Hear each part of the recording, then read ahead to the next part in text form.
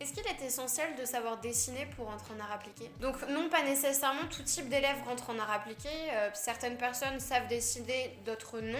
On a des croquis hebdomadaires à rendre. Donc cette pratique quotidienne nous permet d'évoluer. On a en plus les conseils des professeurs, notamment lors de projets. On a besoin du dessin pour exprimer notre idée. Et par cette pratique quotidienne, même si on ne sait pas dessiner au début, au fil du temps, on finit par s'améliorer.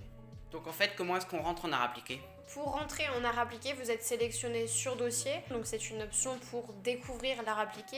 Les projets sont moins aboutis. En première, l'art appliqué est donc une spécialité. On passe de 6 heures en seconde à 14 heures en première et 18 en terminale. En première et en terminale, les projets sont plus aboutis. Le but de l'art appliqué est d'apprendre à produire une démarche design et créative. Qu'est-ce que la formation art appliqué t'a apporté? Alors moi j'ai vraiment compris en fait cette différence entre l'art appliqué et l'art plastique. Donc c'est vraiment très différent. L'art appliqué ça parle aussi beaucoup de design. Quand on rentre en art appliqué, ça va nous permettre d'avoir les clés et les connaissances et les compétences pour ensuite faire une poursuite d'études dans par exemple les domaines du design, donc graphique, mode, espace et objet, mais aussi dans tout ce qui est domaine du cinéma. En fait, toute formation qui va demander une compétence de démarche et d'analyse en fait de notre part, et ça va aussi être un atout dans certains cas pour entrer dans ces formations. Comment est la vie du lycée à Albert Claveil? Dans le lycée Albert Claveil, il y a vraiment une très bonne ambiance. Déjà au sein de la classe art appliqué, il y a vraiment cette énergie en fait artistique qui nous concentre tous. On a une maison des lycéens très active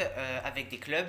Chaque année, vous pouvez choisir d'intégrer des clubs ou de créer vos propres clubs. Ces clubs aussi vont vous permettre d'avoir des éléments à mettre en avant de votre implication dans des activités extrascolaires en gros.